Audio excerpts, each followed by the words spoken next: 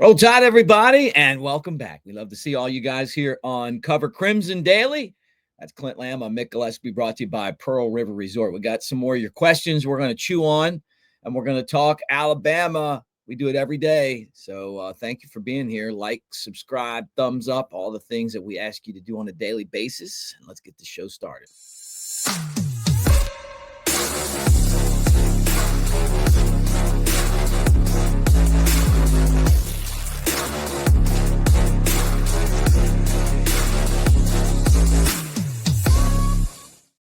All right, that's Clint Lamb. I'm Mick Gillispie, Cover Crimson, covercrimson.com, where we hang out with you guys on an everyday basis and talk Alabama. Clint, you love the mailbag because we get some great questions from the people out there. And guys, comment as we do the show today and let us know what you think. But let's get into it. Is Bama still desirable for running backs? I think this is one of those questions. Like, I look on this wall next to me, these Daniel Moore prints, and all I see are running backs that had huge NFL careers. Yeah, so Way Offsides Cotton was the one that asked this question. I thought it was interesting. The reason that we're doing, I mean, I love the mailbag. We let you guys kind of dictate the conversation a little bit. But B, when I asked the question several days ago, like, does anybody have any questions on Twitter to send them over? There was just so many that we couldn't get to in one episode. So it's a lot of carryover from that. If you have a question, leave it in the comments. We'll try to address it on the show. You can, at Clint R. Lamb, get with me on Twitter, same thing. But Way Offsides Cotton asked, with DeBoer and Grubb in-house, do you think Alabama is still an attractive landing spot for running backs? Mick, is this, obviously Kalen DeBoer and Ryan Grubb, like their offense is more passing centric, is built around the quarterback primarily. I think a lot of offenses in today's college football are, so that's not overly surprising. A lot of NFL offenses are as well, but Alabama has been known for being kind of RBU, and you talk about Derrick Henry and Josh Jacobs, and Najee Harris is still doing some good things in the NFL. Mark Ingram recently retired. He just got inducted into the Alabama Sports Hall of Fame. A lot of good running backs over the years to come out of Tuscaloosa. Are you concerned about the standing there as far as that position? No. I mean, look, was it concerning that Justice Haynes transferred? Maybe somewhat, just because, you want to have those guys like him have success, and we've done such a great job of developing running backs. But Jam Miller was really good last year, and you look at the stable of guys that they have, going all the way to A.K. Deere, who is still trying to learn everything. But Bama's always been known for running backs. I remember Shad Williams being a great running back in college. You talked about Glenn Coffey the other day, Sherman Williams, Johnny Musso, going back to the Bear Bryant days. Remember Kenneth Darby, Sean Alexander. I mean, you can basically sit here and talk running backs every single decade that there was football, and they're having great ones at Alabama. So just because Justice Haynes transferred to Michigan, that's going to happen now. I kept hearing rumblings that he was kind of thinking about transferring before that and stayed, So, I mean, the money was out there for him, and obviously he wanted that, the opportunity to do that at Michigan, where they're throwing a lot of cash around. But I don't think Alabama's got a running back problem at all. Matter of fact, I think this will be one of those years where not only will Jam have a good season, but someone else will emerge as an excellent, 2 or 3. I mean, I'm with you as far as it being a concern. And really, I guess the question wasn't, is it a concern? Is it still an attractive landing spot? And I understand why the question's being asked, but I mean, if it's not attractive, somehow it's attracting really elite talent, because they just signed A.K. Deere, who was the number 2 running back in this past cycle, top, 60 player. And then, Alabama's in really, really good shape as far as Xavier Crowell, who is a 5-star, number 30 player according to On3, and he is also the number 2 running back. So since Kalen DeBoer has become the head coach and he's had time to recruit that position, signed the number 2 running back, and is in great position with the current number 2 running back. So, I mean, while I understand the question, and I do think it's worth asking, I wouldn't be concerned about that position. And I guess the question then becomes, okay, you're recruiting that position well. If you continue to put the run game product on the field that you did last year, this season, and maybe, that this continues to be a trend where you really can't get anything going on the ground. It's like the running backs aren't getting the usage that they probably deserve. Then does it become a problem? And that's a conversation worth having. The thing is I'm with you. I don't think that's going to be a problem, right? I think the traditional run game is going to be much more at the forefront of Alabama's offense this year without having a volume heavy rushing quarterback. And so with that, I think, while it might not get while it might be more of a complementary piece to the passing game, it's still a critical piece of the offense. Just the way that they attack defenses with it, a very diverse run game. You're going to see a lot of different things thrown at opposing defenses. The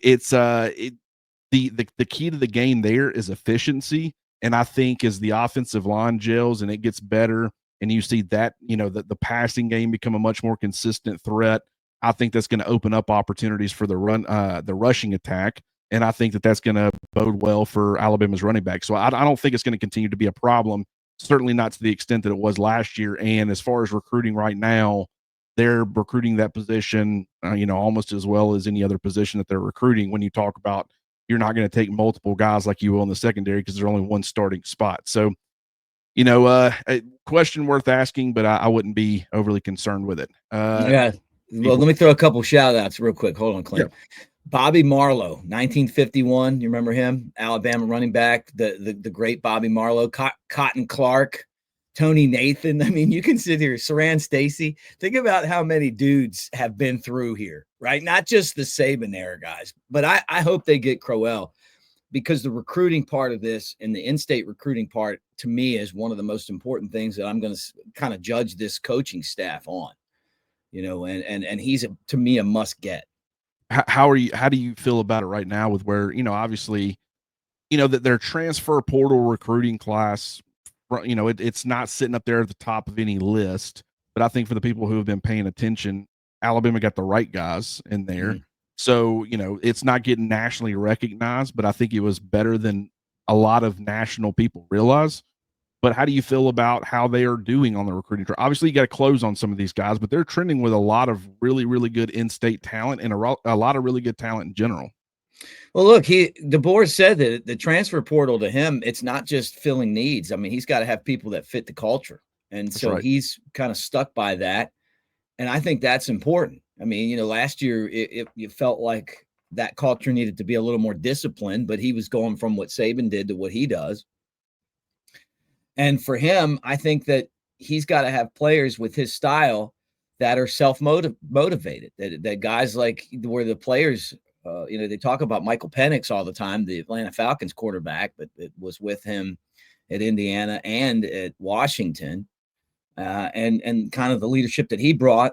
So, I mean, I get it. I mean, you got to have guys that fit your culture, and that he wants a good locker room. And the fact that no one transferred out tells you something too, right?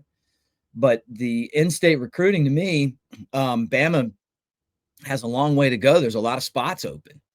So, but you're right. I mean, you got to get the Tanks, and you got to get the Crowells, and you better, because if you don't, then important. Who's getting them? And then when Shula used to lose these battles, and DeBose, and the years where Alabama wasn't good, you lost. You got to have those guys that understand what it's like to play football at Alabama. And I'm going to go with something that Scott Cochran said, who's now the coach at West Alabama, but of course a legendary strength guy at Alabama that everybody loves. He said that Alabama football players are just different. And that's what he said when he took that job. And I agree with that. Why? I don't know. But there is a difference. There's a fight. I think it's maybe just the way that this state is bred around Alabama football, around Bear Bryant. Before that, Wallace Wade and Frank Thomas, and then obviously Gene Stallings and Ray Perkins. I mean, you don't have to be a national champion coach to do a great job. But here, I mean, that's the expectation. And then obviously Nick Saban. So you got to get those in-state guys. That Iron Bowl comes, You want guys that understand what it means. And it's hard to explain to somebody that's from California what's going to happen on that Saturday until you go out there. It's the loudest thing I've ever been a part of. Just sitting on the sideline, being on the sideline for that game. So loud.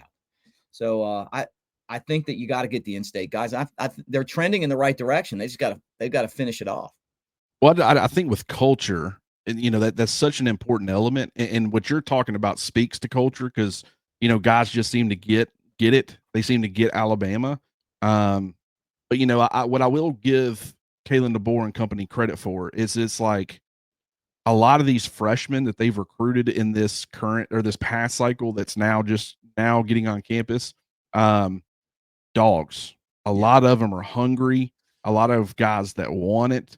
And so it fits like, in an NIL era where it's for a lot of kids, it's become pretty much exclusively about the money. I feel like still adding those types of players to the degree that Alabama is certainly a good thing, and it's going to be beneficial. And in the transfer portal, one of the things we heard about Isaiah Horton, he's like a first guy in the building type of kid. He works extremely hard. As talented as he is, his work ethic is probably his calling card, and he gets out there and grinds. A guy like Cam Calhoun, we've heard great things about him and just the scrappiness and the tenacity that he plays with. He fits what you're going to want on defense as far as just having that dog mentality.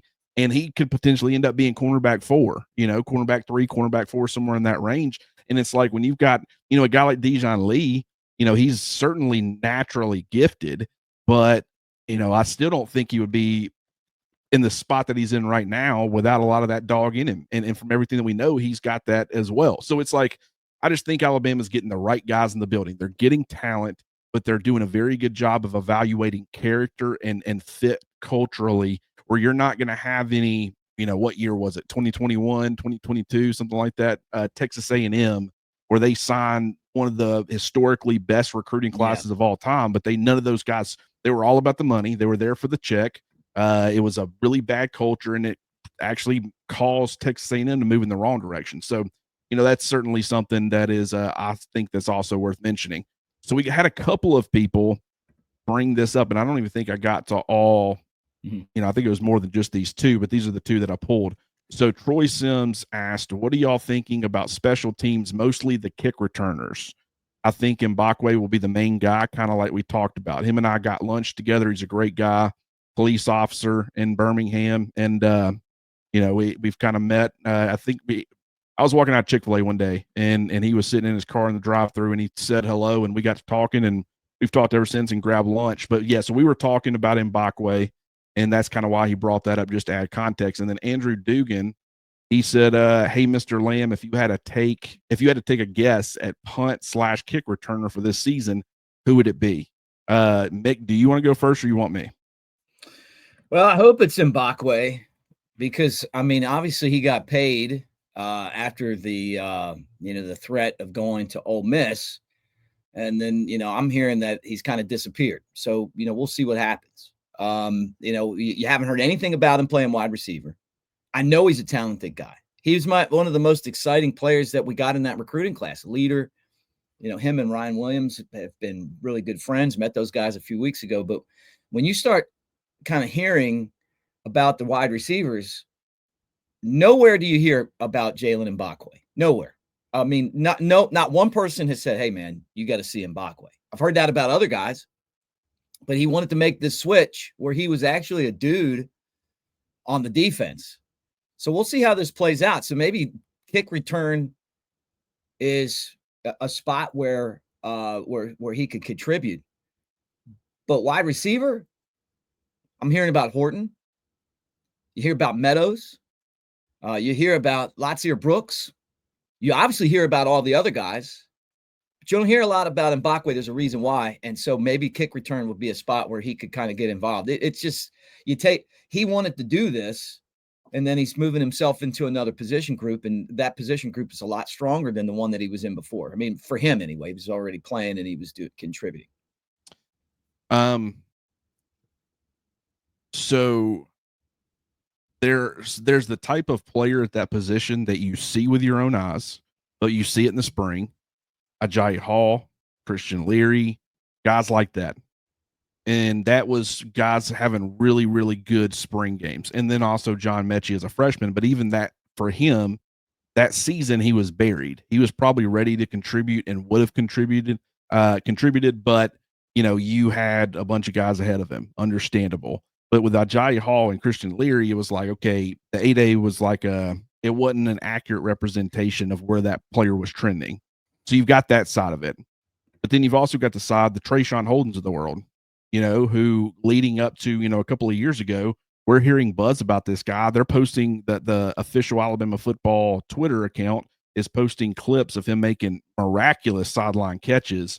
And, has people like me thinking, man, from a skill set standpoint, it's just, there's nothing that's just overly impressive there.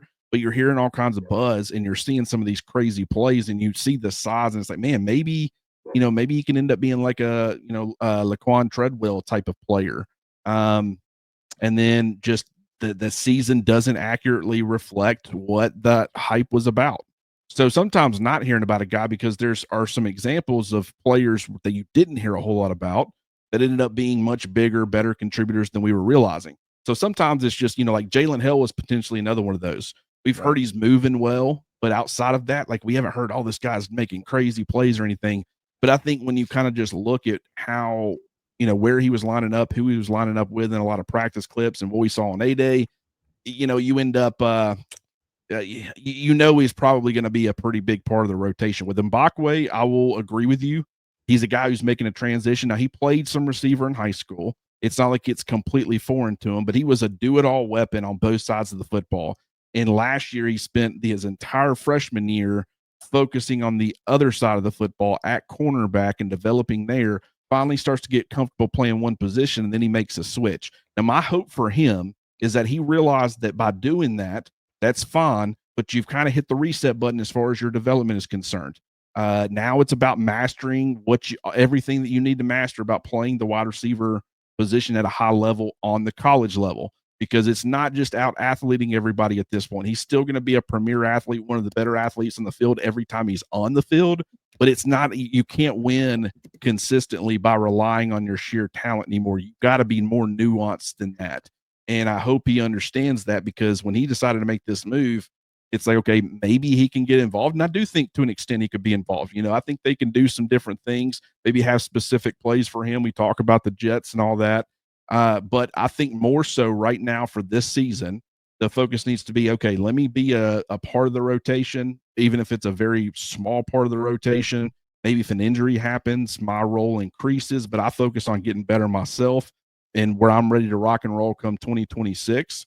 And then making my biggest contributions on special teams, because I do think from a kick return standpoint, I think it's perfect to have him get a small role on offense. Don't know how consistent it'll be, but let him get some splash plays, make some plays, get his feet wet, get more comfortable, get better, and then make a bigger impact on special teams where he's still getting that adrenaline rush as far as, being involved and feeling like he's contributing, and then seeing where things go from there. I'm not saying that's what he's going to do, but I think that the temptation that was once there as far as the money and the NIL, which he was not actively seeking to go anywhere, he wasn't trying to negotiate or leverage a bigger payday for himself, but he was approached through a backdoor channel with a massive offer. And it's like, when that offer comes out of nowhere, it's like, I wasn't trying to get out of here, but man, that's a lot of money. And they're making me some promises.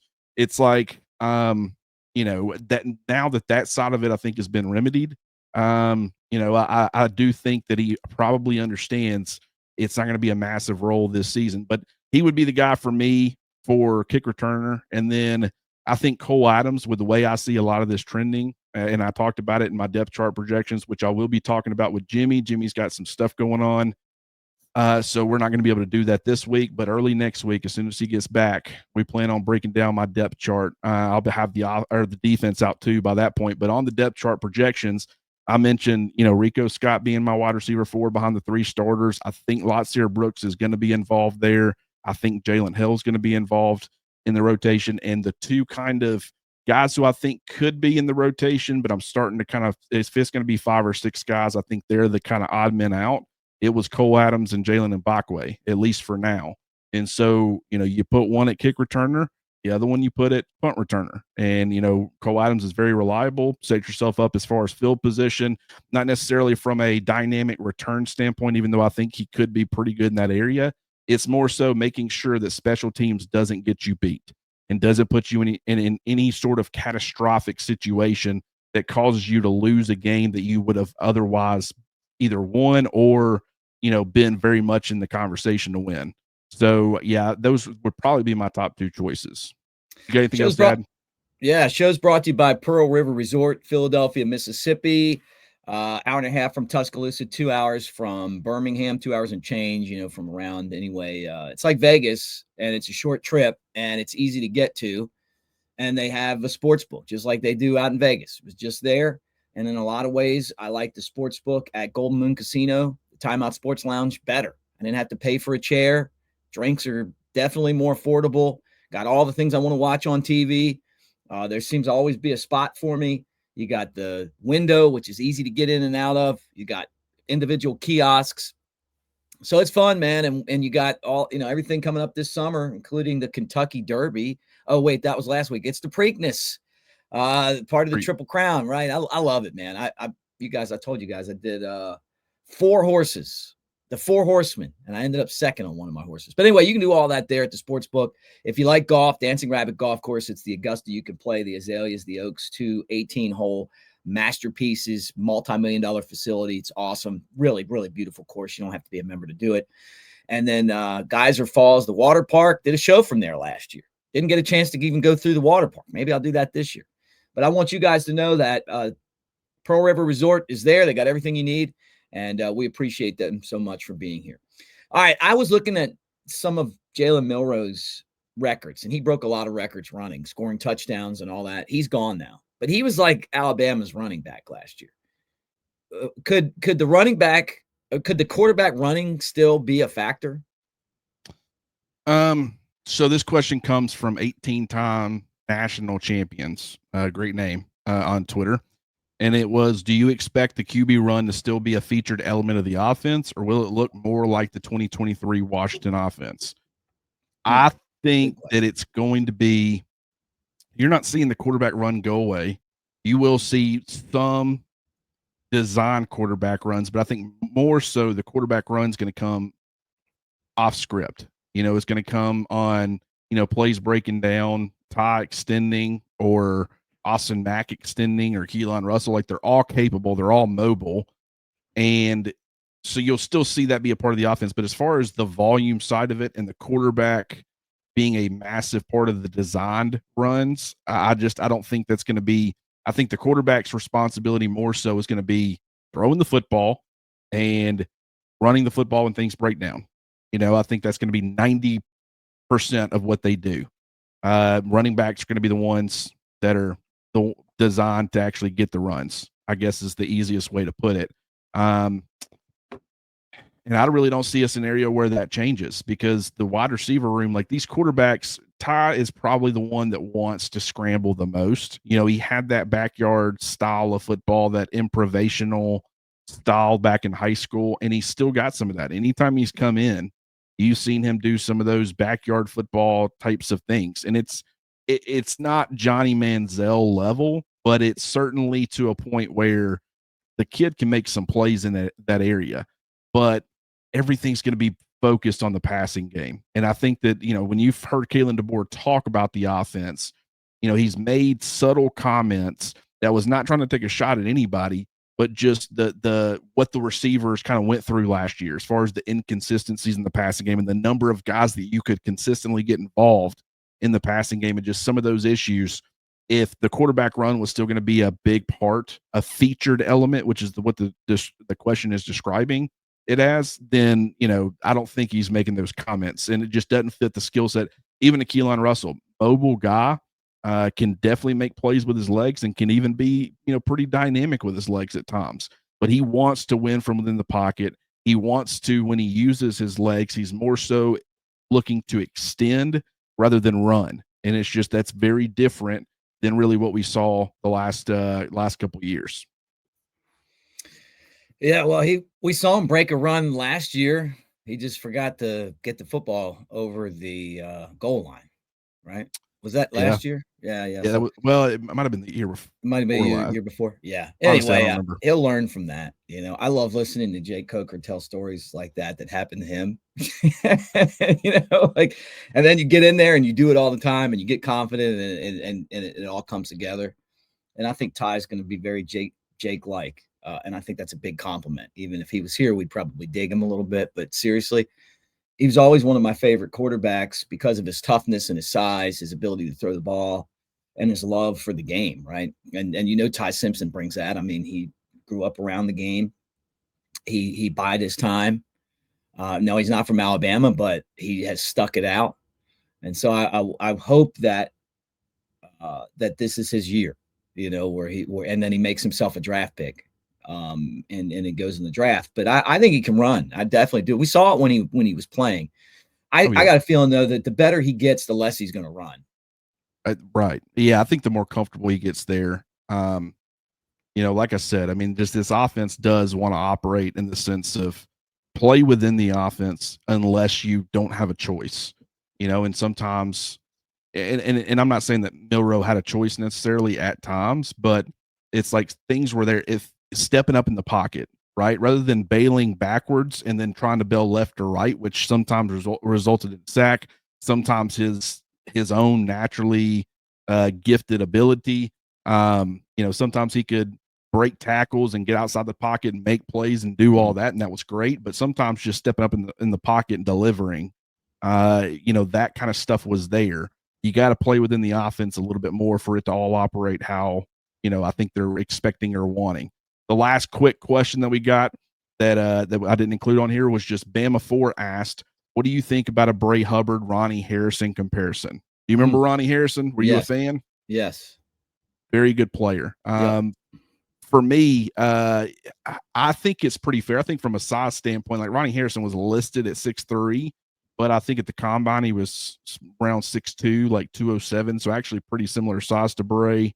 He had a lot of length. I loved his size, length, and athletic traits. Like the athletic profile for him as a safety was strong. He could play high, he could play the high or low safety. He was aggressive coming downhill, rangy, a lot more rangy than you would expect. Like you would see him and you would see strong box safety.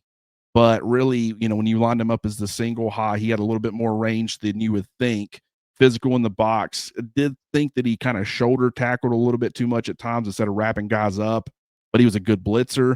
But what I'll say is that Ronnie Harrison, and I think just over 2,100 snaps, he had 7 interceptions. Bray Hubbard in just over 400 snaps, so we're not even 25% of the way there. He's already got 3. Now, that could have just been a good run for Bray, and he goes along. Maybe he has 2 interceptions this entire next season or something. Like, that is possible. But I think just the knack for making the big-time, game-changing, game-altering plays, I think Bray's got a little bit more of a knack for that. But as far as being able to do the single high, 2 high, being able to be a strong run defender, he can play probably either safety position at a high level. The big hitting ability, the fact that Bray brings some of that ability as far as when he's a blitzer and coming off the edge, like against Oklahoma, forcing a fumble, making plays in the backfield, things like that. It wasn't he I think only had 1 tackle for loss and no sacks. I think for Ronnie Harrison's career, he had like 8 tackles for loss and 3.5 sacks. So, but I think more of that's coming from Bray, just with how active he is. So I think that the comparison's actually pretty decent. Wouldn't say it's picture perfect, but I do like that comparison because of the balance that Ronnie Harrison brought and the fact that he did a lot of things well. I just think as far as tackling consistency and things like that, Bray's probably a little bit more consistent on that front as far as, the technical side of things. But Ronnie Harrison, he went in the 3rd round, but at Alabama, he was a really good player. Definitely should have come back. I think Bray's, obviously went on the field to start. Ronnie Harrison was kind of a contributor from pretty much day one. So not the same thing, but he also was transitioning from being a high school quarterback to a college safety. So big adjustment there. But, I think that now that Hubbard too. That's what I'm talking about. So, just Hubbard had a little bit more of an obstacle as far as playing that position. now that he's starting to pick up on it, and the ball's starting to roll downhill. It's picking up steam pretty quickly. So I think he's on a good path. And, day 2, round 3 pick would be fine for Bray Hubbard, but I think he's got a little bit higher of a ceiling. And I know Ronnie Harrison probably did too, probably should have went higher, but going against Nick Saban's wishes probably didn't bode that well for him. Yeah. Hubbard's been one of those guys that you watch and you're like, man, this guy technically is so good. So good. And it's exciting to have him back. Came out of nowhere. Like nobody thought that when Caleb Downs left that, Bray Hubbard was going to be a guy, and he's turned into a guy. And it's exciting to see what he's going to bring to the table this year. So, and everybody loves him. I mean, he's a really popular Alabama player. Talking about popular, that's Clint Lamb on covercrimson.com, $25 off the annual right now. That means $75 for the year to hang out with Clint and the gang on covercrimson.com. What do you got for us over there, Clint? Yeah, yesterday put out my offensive depth chart projections in depth. I mean, I shared the wide receiver thoughts on Twitter just so everybody can get an idea of what you're getting. But I kind of did that with all the positions. Thought it was really interesting. I saw some depth chart projections. Don't even know where they came from. I was sent screenshots, but just some of it was kind of wild to me. Like Isaiah Horton is capable of playing in the slot. Not saying, the emergence of big slots, whether it be on the NFL or college level, is certainly a thing.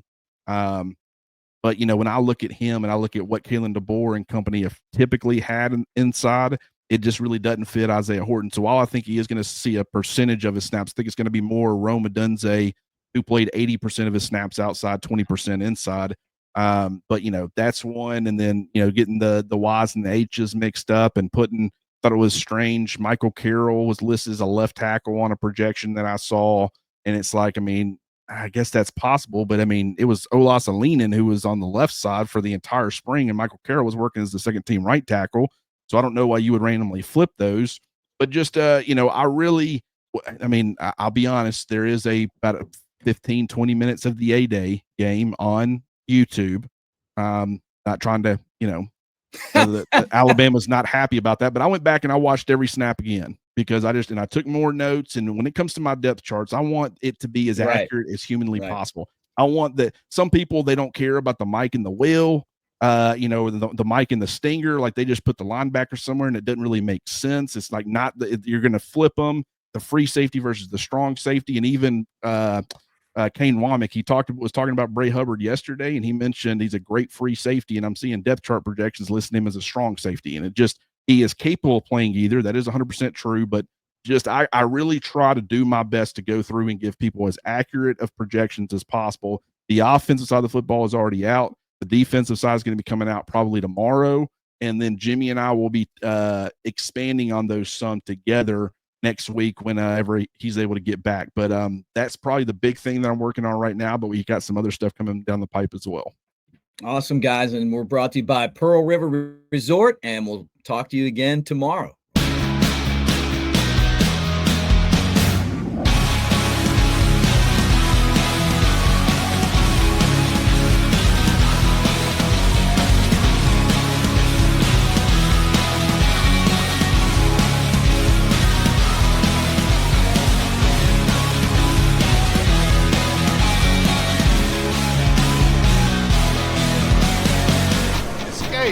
To Pearl River Resort.